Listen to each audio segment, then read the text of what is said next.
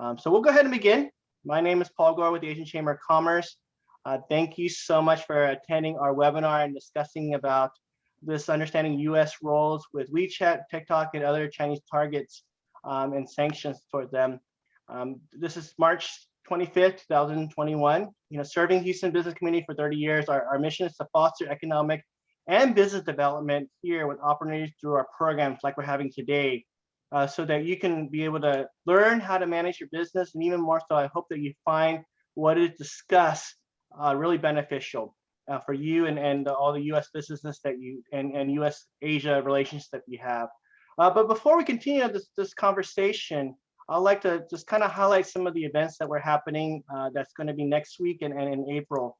So if I can move this forward, we're having next week on Tuesday our Women's History Month. We have two wonderful speakers to dialogue and really celebrate just women and their leadership and encouraging that aspect.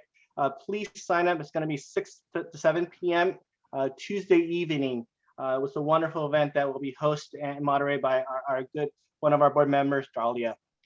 Also, following up on this conversation about cybersecurity, we'll be having it on Wednesday, March 31st at 2 to 3. Sorry.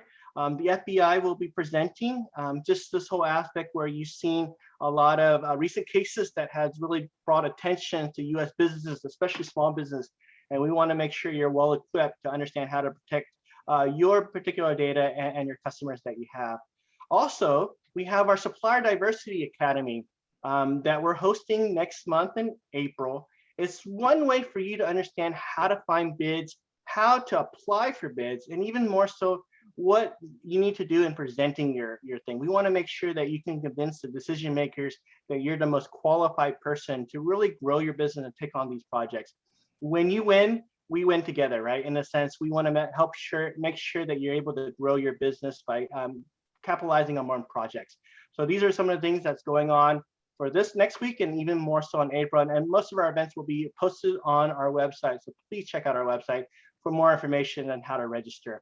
I'm coming back to our presenter, Robert. But before that, I just want to remind you that during your presentation, we're going to be muting and disabling your mic. So please feel free to just ask the questions through the chat box, and we'll address them at the Q&A sessions afterwards. If you're representing press, please disconnect now. This webinar is really meant for small business owners. And if you have any questions, please contact the chamber office directly and following up with any questions and related information that you want. So today we're happy to have Robert Ward with the Ward Junior Law Firm, who's representing on this topic and sharing how you can really screen for bad actors through these free government resources that he'll provide, and just a landscape that's happening that affects U.S. businesses here and abroad. He has really over 32 years of experience in international trade.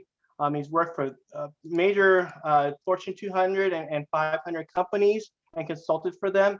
He served as Chief Compliance Officer for some of the largest maritime service companies and global oil and gas telecommunications startups. He's graduated from Notre Dame and Tulane Law School, and also a master's from here, UH Law Center. He's also an additional certified U.S. export compliant officer, as well as a licensed U.S. custom broker. So, Robert, I want to turn over the mic to you, and please, we welcome him today. So I'm going to stop my share screen, and you can go ahead and start sharing your screen. Thank you so much, Robert. Thank you so much, Paul, and Barbara as well for having me today. I am going to go ahead and try to start sharing. Let's see what I can do here. Hold on. Give me a second. I am having technical problems. This is a very topical discussion because, quite frankly, in my entire career, I have never seen as much activity related to China as we have seen in the past 12 months. And so when I suggested that this might be of interest to the chamber, Paul and Barbara were very open to the idea. Indeed, of course, I think for the vast membership, you're probably wondering about, gee whiz, whatever happened to the potential block on WeChat and TikTok, right? You probably heard about that. There have been other developments respecting telecommunications companies like Hikvision, Huawei Technologies. You've probably been wondering about what's going on with those companies. And now at the tail end of the Trump administration, we even saw designations through the Departments of Defense and the Department of Treasury on so-called communist Chinese military companies. There's an actual investment prohibition now in place that we're going to learn about too. So there's just the sheer magnitude of what is happening in the economic sanctions space, quite frankly, has been overwhelming for me. And when Paul and Barbara asked to have a copy of the presentation, they asked yesterday, and I said, well, quite frankly, I'm not ready to give it to you because developments in this space happen daily. And sure enough, just this morning, there were additional so-called specially designated national designations by OFAC that happened just today. So it is an incredibly dynamic and fast-paced area of the law. I thank you for joining us today. You might be wondering, generally speaking, if I am a small business owner, do I have to worry about this? And the answer is yes, if you make use of the US financial system. So for example, if you have customers overseas and you're accepting wire transfers, or you might draw a letter of credit, if you're making use of the US financial system, you most certainly have to be concerned about this. If you inadvertently do business with one of these designated, or what I refer to as blacklisted parties, it can get you in a heap of trouble. So here's what I hope to cover today. Let's see if I can get this to advance. On a good day, it will. There it goes. So we've got an overview of the Department of Treasury's Office of Foreign Asset Control that I'd like to give you. But before we jump headfirst into that, I know you're probably on the edge of your seats wondering, gee whiz, what has in fact happened with WeChat and TikTok? I happen to be a prolific user of WeChat myself. Yvonne Chin and I, who was kind to join us today, we happen to be on the same dance team, and everything we do is through WeChat. In fact, we even use the WeChat payment application for ordering our dance uniforms from China, from Taobao primarily. So it's a critical application for our group. TikTok, I'm not so familiar with that, but I know my eldest son is a prolific user of that. It's very popular among millennials, as probably many of you know. And we're going to learn a little bit about why those were targeted and what the current status is. You might also be wondering, what are the really big cases that have been pending against Chinese companies? The two biggest ones are ZTE and Huawei. So we'll learn about what's happening with them. Then I'm going to give you a brief background about OFAC. If this is the first time you've heard about this particular group, rest assured, it's going to be in the news from here on out. I think the US appetite for overseas intervention has waned big time, particularly with all the military casualties suffered and particularly in Afghanistan and in Iraq, that you're going to start to see the Office of Foreign Asset Controls and its ability to freeze assets, to block property, as it were, to be used as a primary tool of enforcement by the US government. And in fact, where it's successful, you might see that used as the only tool in favor of trying to keep our military personnel out of harm's way. So in that brief space, we're going to learn about this very new development, the so-called Communist Chinese Military Company designation, where they're basically this was done at the tail end of the Trump administration. It is being carried forward by the Biden administration. And we're going to learn about why this is such a headache for these particular Chinese companies that were designated. And in short, it's a prohibition, an outright ban against investment. And so I'll talk a little bit about what some of the timeframes are that are associated with that and what you should look out for if you happen to be an investor in these companies. Then there was a huge piece of legislation passed back in August of 2017. It's called CATSA. It's the basically the Challenging America's Adversaries Through Sanctions Act. And you don't see very many legislative enactments in the sanctions space. Sanctions typically are the purview of the executive branch through executive orders, as we'll learn. And so this was a huge piece of legislation, primarily designed to essentially tie the arms of President Trump behind his back to make sure he wouldn't get too friendly with Russia and in particular North Korea, but there was also concern regarding Iran and even China. Then the fourth thing I'd like to do is review a couple of recent enforcement actions, critical lessons learned there. I don't want anybody on this discussion to fall in these traps for the unwary. And then last but not least, we're going to talk about key steps to prevent violations. And that's where I'll disclose to you some of the free resources you can use straight away to keep yourself from having an asset freeze. It would be indeed horrible to inadvertently do business with one of these bad actors, only to find out you can't get paid because the US financial network has had to freeze their assets. So I'm going to try to help you to help yourself from getting into trouble. So gee whiz, what is going on with WeChat and TikTok? Just a little bit of background, you might recall back in August 2020, former President Trump issued 2 different executive orders respecting TikTok and WeChat separately. At that juncture, President Trump was concerned about threats to the information and technology communication services supply chain in the US. And he had ordered the Secretary of Commerce to determine whether certain transactions might pose an undue risk of sabotage to or subversion of information and communications technology or services in the US. Indeed, there was a concern that there might be catastrophic effects on critical infrastructure and on the digital technology economy of the US.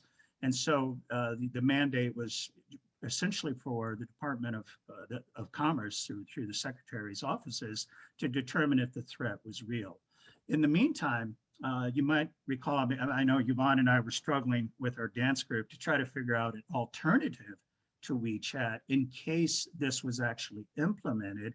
And indeed, at the time, there was only going to be a 45-day period in which they were going to implement this. And here's what they were proposing to implement straight away. Provision of services were to be banned for downloading or updating applications.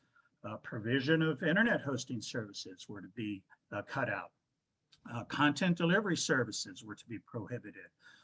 Directly contracted or arranged internet transit and peering services, that was to be cut out. And the provision of services otherwise for transferring funds or processing payments, right? This is the one I always get worried about because you'd hate to have your own money tied up in something like this, only to lose it by forfeiture to the government. So anyways, that was what was being proposed at the time. And you're probably wondering, gee whiz, I haven't heard anything. Indeed, Yvonne and I are still on WeChat with our dance group. We order our clothes from Taobao through WeChat payment services. So what has happened? Well, the first one that I saw was the WeChat temporary injunction that was granted out in San Francisco, the Northern District of California. It's a federal district court. Essentially, the argument was that these prohibitions were violating Americans' rights to free speech and the right to peacefully gather and to, basically join together and communicate, right? And the court agreed, yeah, that would cause irreparable harm to WeChat if these provisions were implemented. The court granted the motion for the injunction. So temporary injunction applied. And that's why Yvonne and I are still using WeChat. And then similarly for TikTok in the Eastern District of Pennsylvania, yet another preliminary injunction order was granted for similar reasons. And this applied both to TikTok and its parent, ByteDance, as well as to WeChat and its parent, Tencent. So a bit of good news there. Both of those cases were lingering. Obviously, once you get a temporary injunction, you try to move for a what is called a permanent injunction. Both of those cases hadn't reached that point. However, with President Biden taking office in late January, already on February 10th, respecting TikTok, and then the next day, respecting WeChat, the Biden administration asked that both of those cases be placed on hold. And here, I actually happen to be following the WeChat case. It's the one that interests me the most. So I dug into the pleadings in the Ninth Circuit Court of Appeals. The government did appeal that district court ruling out of San Francisco. And here's what the Biden administration had wrote through the Justice Department. So it stated, and I quote, the department, that's the Commerce Department, plans to conduct an evaluation to determine whether the national security threat as described by President Trump back in August, and whether the regulatory purposes of protecting the security of Americans and their data, whether that truly warranted the identified prohibitions, the ones I just showed you on the previous slide. So the good news is you can continue to operate in WeChat as well as TikTok for the time being. My guess is the fact that the Biden administration asked for a stay of execution so that they could study whether there was a sufficient record to mandate these prohibitions. My guess is the Biden administration is going to lean towards letting free speech and the right to peacefully gather sway the day, and that these cases will be dropped in their entirety by the government. That's what I would say as a betting man. However, please understand that there is bipartisan support for some measures in the realm of national security, and certainly conservatives, those are the Republicans in Congress, believe that President Trump made the right call here, namely that both apps, both TikTok and WeChat, collect vast swaths of data on Americans, and that would in turn offer the Chinese Communist Party avenues for censorship and distorting information. So yeah, pretty heavy voice going the other way. And the Biden administration already was hedging its bets through reporting in a Washington Post article that I cited above. Biden remains committed to robust defense of national security, as well as ensuring the viability of our economy and preserving individual rights and data privacy. So still, it's up in the air, folks. We will continue to use WeChat in our dance group, I assure you.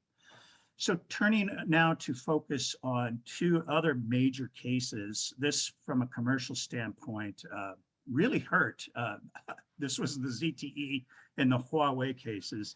I happened to be at Hewlett Packard at the time the ZTE case came out.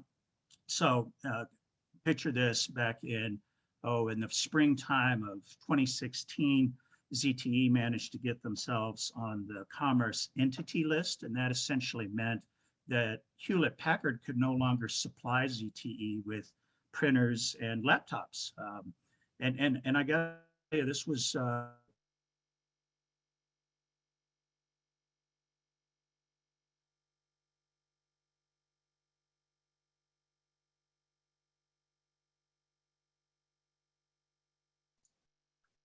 Hello, Bob, are you still going through? Barbara, are you there? Can you hear us? Oh, there you go. Yes, can you hear me? Yeah, there we go. Go ahead, please continue. Did I manage to? All right. But anyways, yeah. So I was just going to say, Bob, yeah. if you could go back, you had frozen, so if you could go back for a little bit. Yep, you got it. Okay, thank you. Can you see my screen? Let me try to screen share again.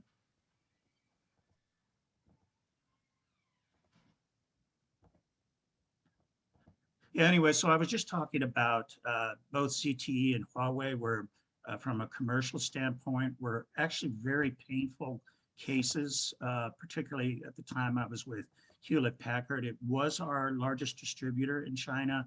And so our own people were asking, gee whiz, why isn't your department, trade compliance, lobbying for getting ZTE off of the entity list? And about all we could do at the time is basically tell them, I hope you can see my screen now, is tell them that— Yes, we can see your screen, thank you. Okay, perfect. ZTE has to answer for its own behavior. And what happened was ZTE was put on the entity list. They couldn't purchase certain technologically sensitive equipment from the US. That included our printers and laptops from HP. And it basically was over the fact that they then had a tendency to transship those items to Iran. And Iran, as you might know, is one of the comprehensively embargoed destinations. And this also happened with Huawei.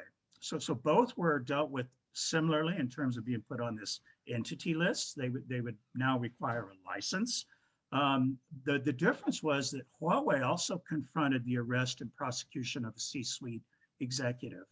And so just to tell you a little bit about the difference between BIS denied persons and entities list versus the OFAC blacklist, the entity list meant that ZTE, Huawei, and all of Huawei's affiliates, by the way, they had to be blocked from purchasing US components that required a license. So that is, Commerce required a license, and they had a presumption of denial for permitting those licenses.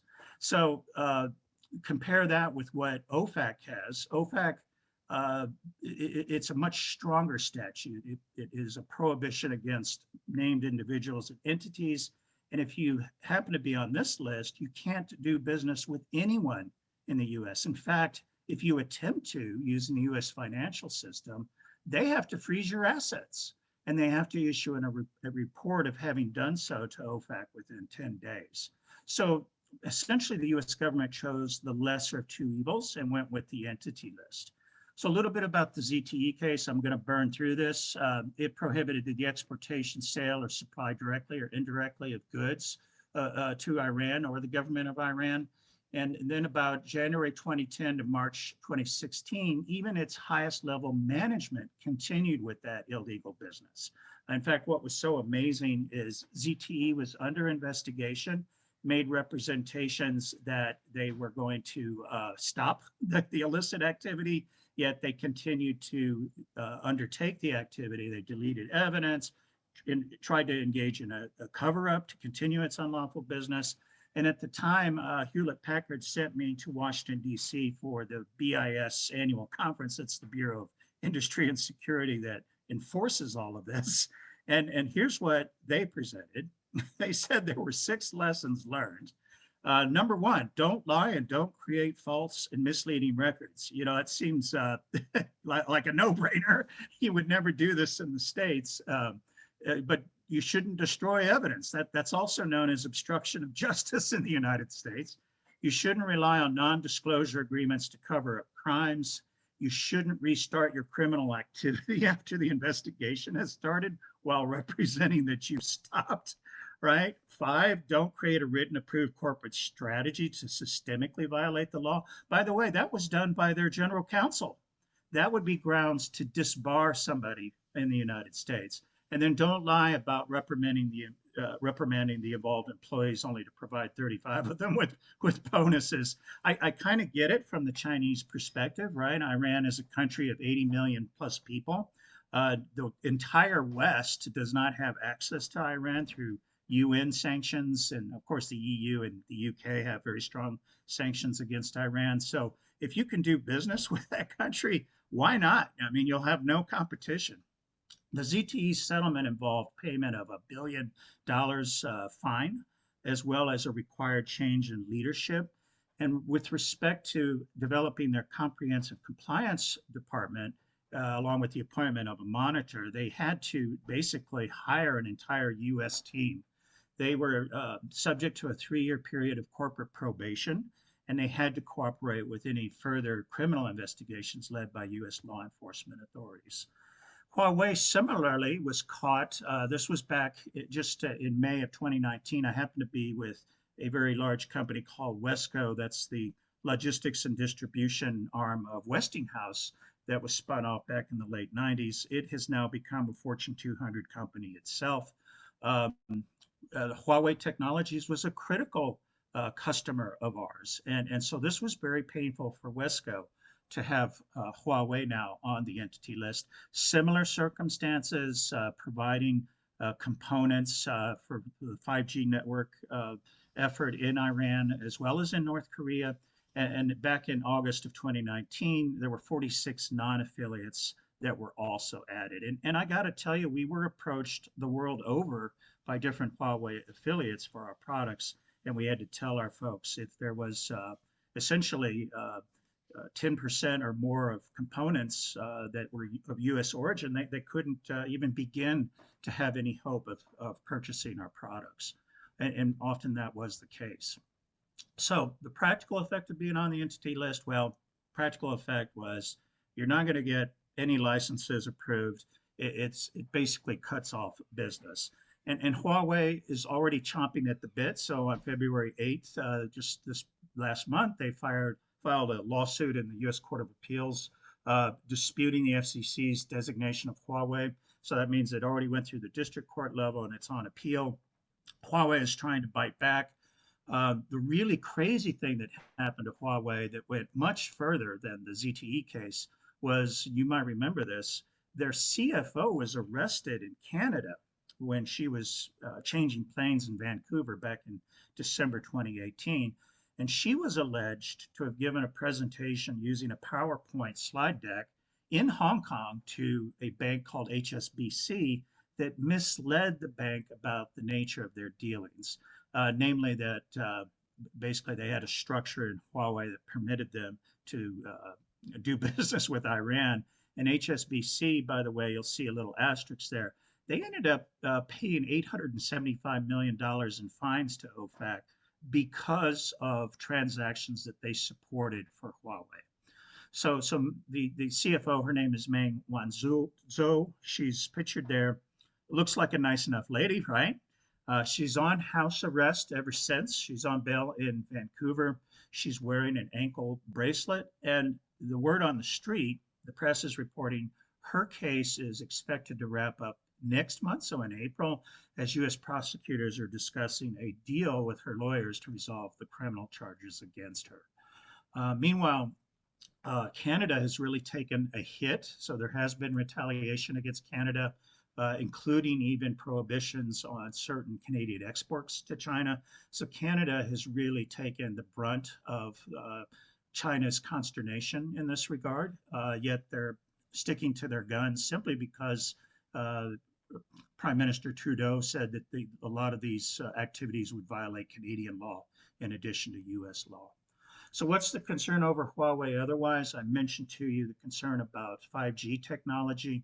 The U.S. has been lobbying our allies to avoid using Huawei equipment in the build out of their own 5G technology. And President Biden has said that he wants to continue applying those restrictions.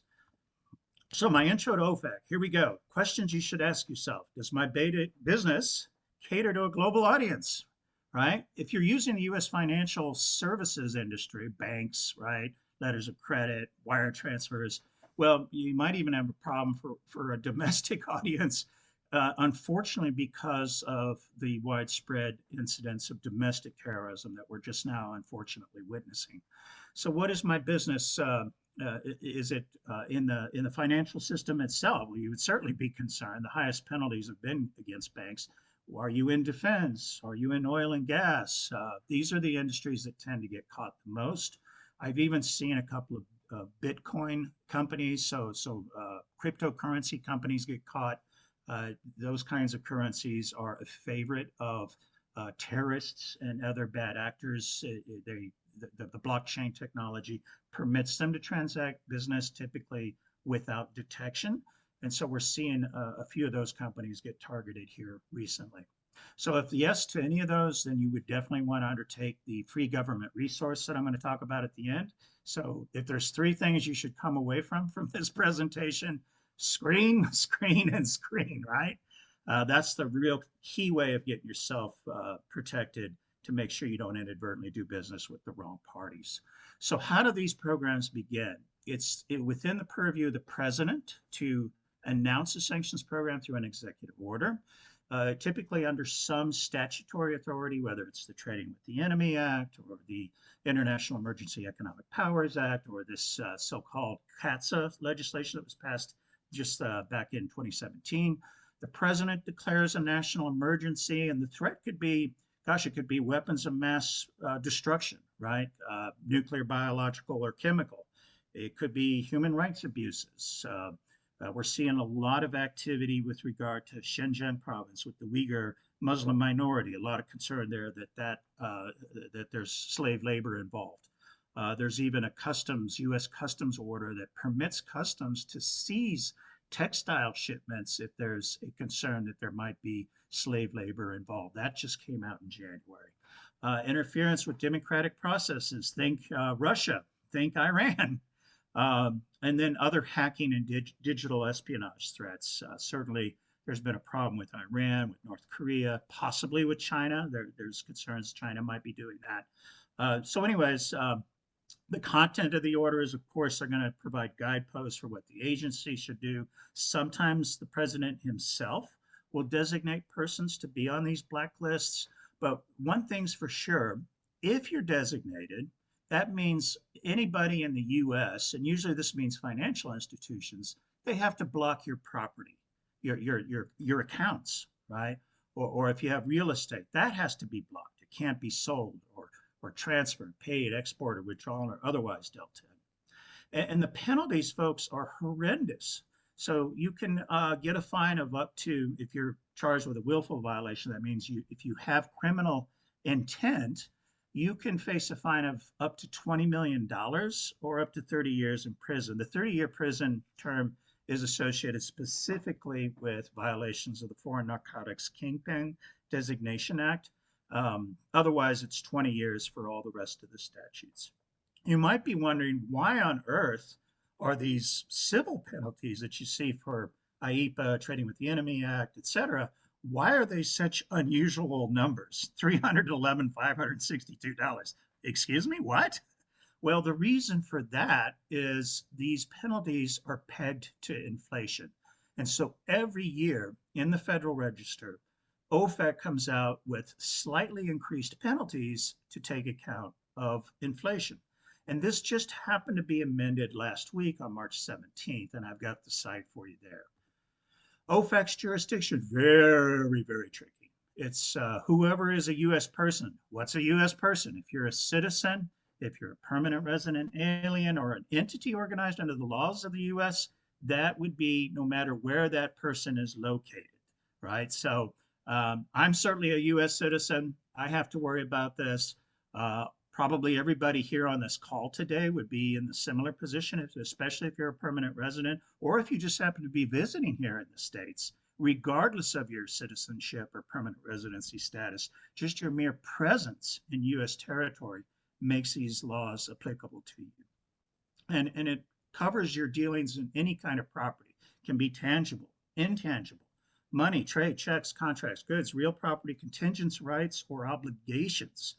And then there's extraterritorial applications that are so severe, as we've seen with ZTE and Huawei, that we're now seeing that China is implementing a blocking statute similar to what the European Union enacted to deal with Trump's withdrawal of the U.S. from the Iran nuclear agreement.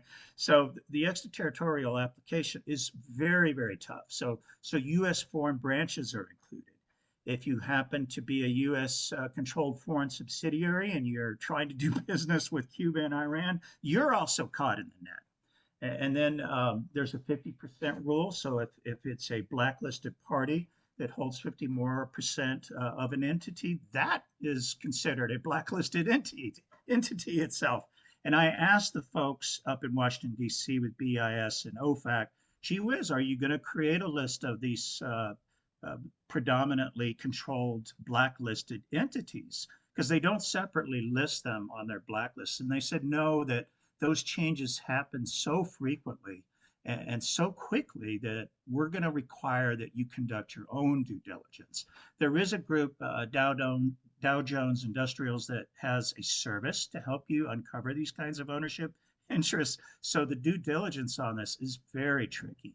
And if you happen to be in the oil and gas industry, the threshold is even lower. It's just a 33% rule. So if you're doing business in Russia, very tricky for due diligence. The other area is you can't evade or facilitate any kind of violations of these rules. So you might be thinking, well, wait a minute, Bob, you're a lawyer, you're providing services. What if a customer comes to me and wants me to help structure a transaction that would evade sanctions? So for example, what if they say, well, can't we just change processes and procedures that formerly required U.S. person approval so that they can occur without U.S. participation? I can't tell you that, right? I can tell you maybe thumbs up, thumbs down, but I can't proactively tell you to do something that would allow you to participate with one of these comprehensively sanctioned countries or individuals or entities. Myself, why? I'm a U.S. citizen. You can present to me a fact pattern. I could tell you thumbs up, thumbs down, but I cannot proactively help you decipher this without you coming to me with a specific fact pattern. Very tricky stuff, folks. And facilitation is a very broad concept. If you know something is going to end up in the wrong hands, like in the case of the C-Telink case, where shipment initially occurred to South Korea, but they had reason to know it was going to be re-exported to Iran. Sorry, folks, you've just aided and abetted a violation. You will get captured too. So the list of OFAC sanctions programs is really, really large. You'll see how many different programs are at issue on this particular page. I apologize, it's a very busy slide, but please note in terms of when they were last updated, that the Burma-related sanctions just happen to be updated today, 3/25/2021. Burma, by the way, refers to Myanmar. And if you're wondering what happened in Myanmar, well, you might recall February 1st, the military essentially staged a coup and threw out Aung San Suu Kyi, who was the Nobel Peace Prize winner and was the civilian leadership for quite some time there. Myanmar itself was formerly a comprehensively embargoed country. To date, we, as a country, the U.S. has not put them in the position of a comprehensively embargoed country, but rather we're using targeted sanctions against the military leaders and some of their cronies to try to change that behavior in that particular country. But there are others. The Magnitsky sanctions, the global Magnitsky sanctions were also just updated. That relates to human rights violations. Magnitsky was a tax lawyer in Russia that was supporting a hedge fund owner, an American hedge fund owner who operated out of Moscow. The hedge fund owner got word that the Russian authorities, essentially Putin and his cronies, were going to arrest his entire staff. He managed to convince everyone to flee to London, but his tax attorney. His tax attorney was hauled off to essentially the Gulag and died there through mistreatment. So that's a set of human rights sanctions that got passed into law. You'll see that group of sanctions utilized with respect to the Xinjiang province. So you might be asking yourself, well, what lists should I screen against?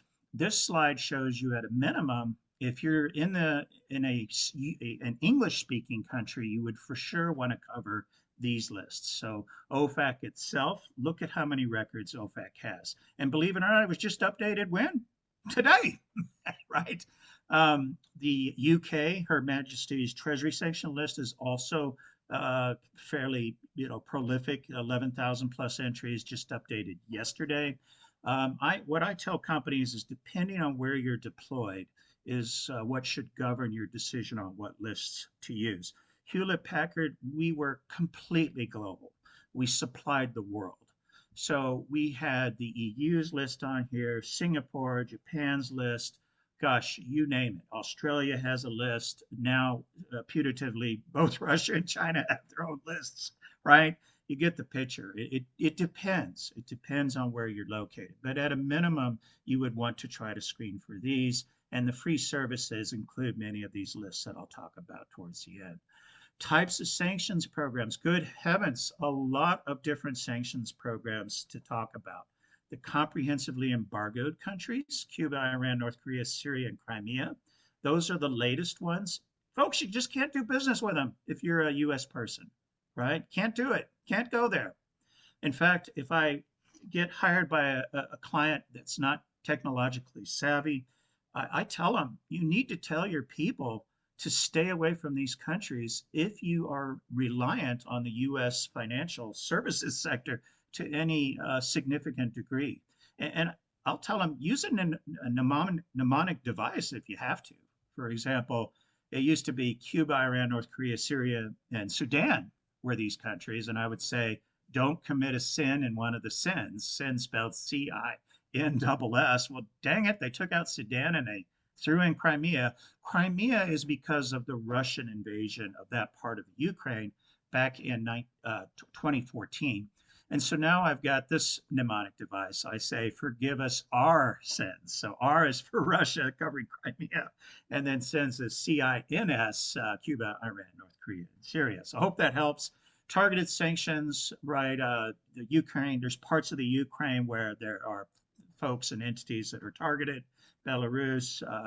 They didn't have the correct election process there. Same in Venezuela. We know about Lebanon and Somalia, where there's trouble. Somalia is famous for piracy, right? Big problems in Somalia. Then there's activity-based sanctions, cyber-related, rough diamond. That means, blood diamonds. You might have seen the Leonardo DiCaprio movie on that. Magnitsky was our tax lawyer from Russia, I mentioned before. And then, of course, cryptocurrencies.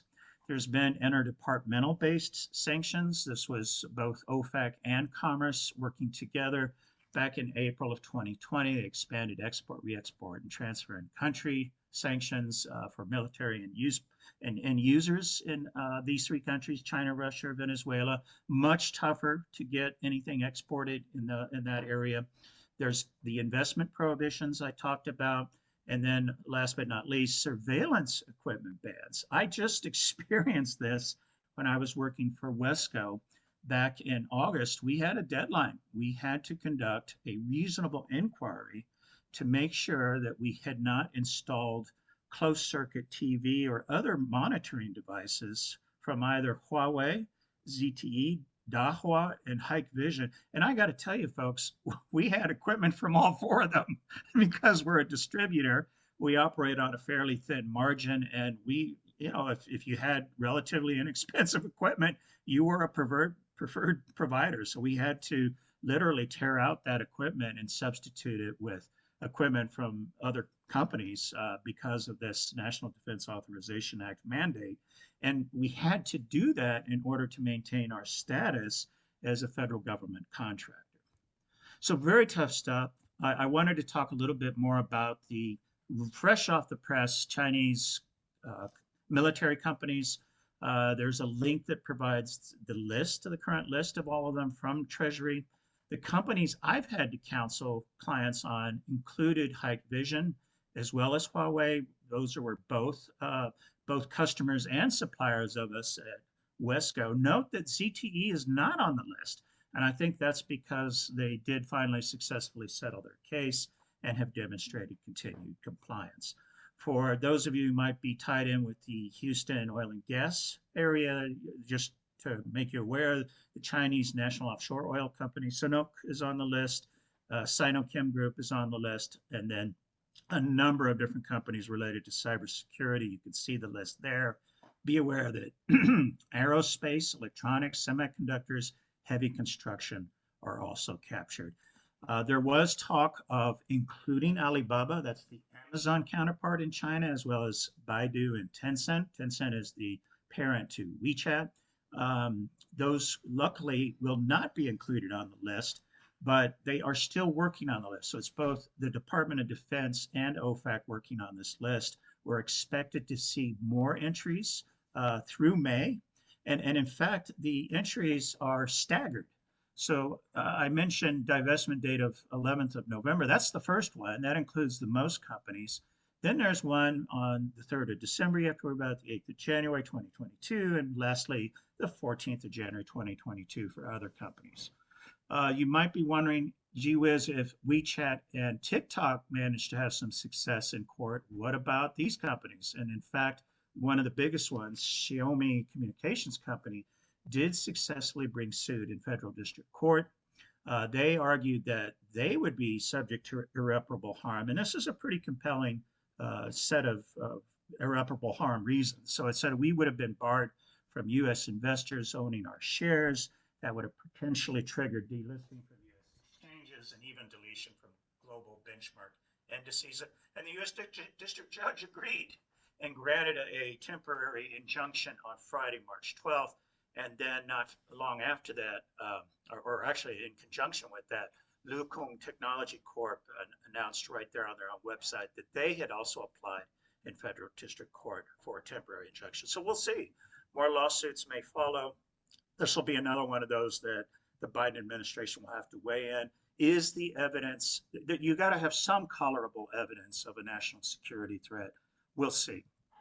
The NDAA mandating the surveillance tech ban that I spoke about, the one that caught us at Wesco, was this August 2020 mandate to conduct a reasonable inquiry. I got to tell you, folks, this was a huge headache for us. We had to canvass all of our overseas offices. And we got some pushback. I mean, folks just didn't understand this stuff. But nonetheless, we had to do it. We had to press our people, get them to comply. And we have successfully eradicated our basically our close monitoring systems that had any Huawei ZTE or Hikvision cameras or similar components. So we were successful. You'll see Forbes came out with an article not too long ago that the government was really struggling with trying to do it for themselves. Tough area. The Countering America's Adversaries, I just wanted you to know that this is a huge piece of legislation. It was primarily designed to keep President Trump from overdoing things with respect to his close relationship with Putin as well as Kim Jong-un. Meanwhile, President Joe Biden says that he wants to put Iran back into the box. You might recall President Trump withdrew the U.S. from the Iran nuclear deal. So fairly sharp departure there with the Biden administration. That act, again, we don't see legislation often in this area. It's usually left to the discretion of the president. What this means is you need to have real-time screening if possible, increased due diligence, especially if you have one of these ownership issues at issue. I can tell you Biden is definitely going to be much more focused on multilateral actions with our allies than Trump was. Trump tended to shoot from the hip. Biden is going to work with our allies. We're already seeing that March 12th with respect to U.S., India, Japan, and Australia, the so-called Quad group, and that's respecting basically maritime security concerns in the Indian and Pacific Oceans, right? You might have heard about in the South China Sea, China is trying to extend its military might by creating artificial islands for bases. So Joe Biden is definitely flexing his muscle there. Also, we saw just off the press, just this past Monday, the adoption of coordinated Xinjiang related sanctions by Canada, the EU, the UK, and the US. Essentially, that's related to concern over human rights violations there. And then at the same time, the US has stepped up its pressure regarding Hong Kong and whether or not Hong Kong remains autonomous. And it has designated 24 additional PRC and Hong Kong officials. So we'll hopefully see what comes of that particular report. The first time around, they issued a null report. The second round will probably see identification of complicit foreign financial institutions. Time will tell. The biggest case from a civil penalty standpoint was the PNB Paribas case. They actually paid $8.9 billion in penalties. Absolutely knocked my socks off. I didn't expect them to pay it, but essentially this bank out of Paris engaged in all sorts of egregious facilitation and evasion activities. They had to do that to retain their player status in the U.S. financial market. So that's just one case to pay attention to. That case, that is the PNB Paribas case, actually that far outstripped the largest FCPA case. The largest FCPA case, this is for bribery, was with Petrobras. That was at about a $1.75 billion penalty. This one was close to $9 billion. Schlumberger, certainly we all probably have heard of Schlumberger in the oilfield services industry, largest criminal penalty to date. They were using all sorts of different names for comprehensively sanctioned territories to essentially fool their Houston D&M personnel into doing business with, back then, both Iran and Sudan were sanctioned, and that really irked the Justice Department, so they decided to go after the company criminally. So if you're involved in country activities by a person or entity, even if you're incorporated as Schlumberger was in Switzerland, you can actually trigger extraterritorial jurisdiction of OFAC by involving or tricking your U.S. personnel into going along with that. So best practices, I do highly recommend training. So Morgan Stanley is the case that applies for training. You absolutely want to be able to conduct periodic training. I recommend at least annually. Include certification of your policies. It saved Morgan Stanley as a company from being prosecuted when their director of ops in China essentially bribed, like the locals apparently, and the only defense that Morgan Stanley had is, well, we properly trained this guy. He was an aberrant employee. We did our best. We couldn't help what this guy did. And the Justice Department agreed. And so that's why you should conduct training. In fact, you should even demonstrate that you have proper policies and procedures. OFAC's framework has been published now as of May 2019. They consider that absolutely critical. Screening best practices for companies with a limited budget but poised to launch globally. You can actually use OFAC service. It's free.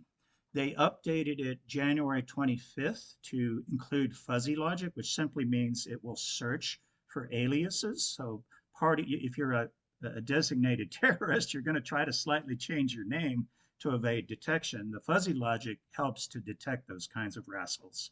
And other free government tricks, there's a consolidated screening list for all government agencies, so not just OFAC, but commerce and defense, et cetera. That's available, but it doesn't provide the fuzzy logic. And then there are a couple of free or low cost screening services I provide at the end there. If you happen to have audit trail recordation, well, all the more power to you. Best practices for due diligence, Dubai, Hong Kong, Istanbul, Singapore. Please know those are well-known and documented transshipment hubs to comprehensively embargoed countries, Dubai to Iran, Hong Kong and Singapore to both North Korea and Iran, Istanbul to Syria. Chinese locations in close proximity to North Korea have been known to have parties that have dealt with the North Korean Kim Jong-un and his cronies, and they themselves have been placed on sanctions list as secondary sanction parties because of that activity. You want to be worried about if you have both civilian military dual use equipment or products. Those are going to be subject to licenses. And then you want to actually provide in your contracts, if a party comes up as a true match, that's a force majeure. You can't do business with them. You want to make sure that that's abundantly clear. So you have to ask yourself, when is due diligence enough? That's a tricky question. It depends on the circumstances. It depends on your type of business. Not an easy one to answer. I try to tell everyone you want to stay ahead of the curve. Try to, certainly be in touch with what your peers are doing and make sure that you're not falling behind the curve. That's all I have today. I did want to leave time for questions. I'll turn it over both Paul and to you, Barbara. Well, thank you so much. It's a lot of information. I hope everyone's been keeping with news, because everything you see in the news is related here and what Robert had discussed, and definitely affects your business on all the different world stage. And it also affects home here in the US and especially Houston. I do have some questions. One of them I'm going to just go ahead and read off. Could you elaborate more on the cryptocurrency sanctions? Can you give us some kind of clarity on that? Yeah, so cryptocurrency is certainly something that the OFAC is concerned about, obviously because of blockchain providing essentially a smokescreen over the identities of the parties to the transaction. You can't tell who the beneficiaries are, what the underlying transaction is, and so they're pushing for transparency, right? So if this has become a favorite tool of bad actors to try to hide transactions, the U.S. government is pushing generally to make that more transparent. And sanctions are going to be one tool to enforce that. It's a work in progress, but it's definitely a direction we're going to see more activity in this space. I'm keeping my ear to the ground myself. Okay, well, no, thank you for that.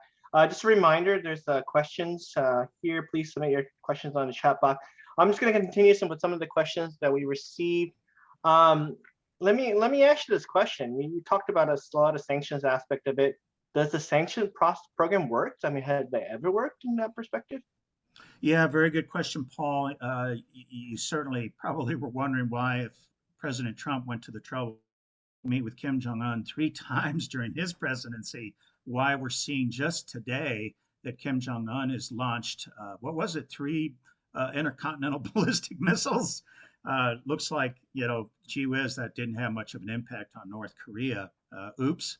But actually, historically, these programs have been successful. Probably the most notable of which was with regard to the multilateral effort, and this was done through the auspices of the UN, and that was to sanction South Africa back in the day when they had their apartheid policies. And that worked.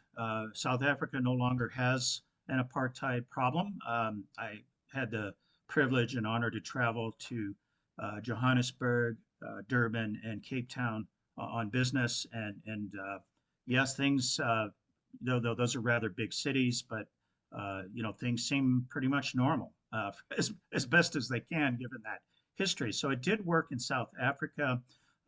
It remains to be seen with respect to other, countries. We had the Pope suggesting that Cuba, that the U.S. Relax some of its restrictions on Cuba. The Obama administration started to go in that direction, and then Trump turned it around. We may see Biden try to reassert a more of a détente vis-a-vis Cuba. We have seen that certainly targeted sanctions have been very effective. ZTE was brought to its knees. In fact, it was almost put out of business simply by cutting off its supply of US technology, for instance. And Huawei is still in the throes of negotiating its ultimate settlement. And this whole business of the National Defense Authorization Act and cutting off suppliers of closed circuit TVs and other monitoring equipment. Wow, that had a big effect that I experienced at my time at Wesco. So, depending on how carefully targeted they are and or whether they are multilateral, that will depend on how successful they are. And so I think particularly if any countries are heavily dependent on the US dollar as their functional currency, you'll see these sanctions to be more effective. So for example, the oil and gas industry, the maritime services industry, they all depend on the US dollar as their underlying functional currency. I think we'll see ultimately the sanctions with respect to Russia be successful. It's taken a while, but it took this apartheid certainly didn't go away overnight either. No, thank you so much. We had a question from Victoria. I know we're close to time, but I also want to make sure we have answered some of these questions. Victoria asked, this came out. Here he goes. If the company can prove the authority that they provide training to employees who conducted trades with parties to the blacklist, will the employees be liable for the act instead of the company?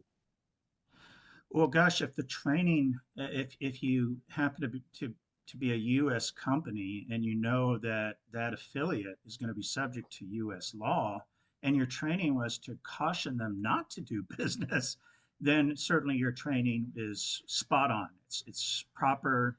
You're not going to be in trouble at all for that. If you, on the other hand, are based in the U.S. and you're, say, an employee of a Chinese-based company, and you're instructing the employees in China how to evade or facilitate transactions with, say, Iran or North Korea, well, that's quite a different matter. Then you're setting yourself up for a very big fall indeed. So again, that depends on the facts and circumstances.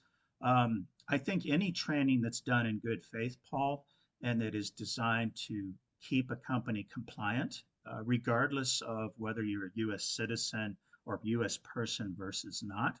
I think as long as it's done in good faith, you should be fine. You just have to worry about whether you yourself in that position as trainer might be considered a U.S. person. So that's the only word of caution I would mention there. No, thank you. I know we're going a little bit over time, but I want to just ask one more question. Other than 6 lessons learned from ZTE, what do you wish your clients had known before they came to you?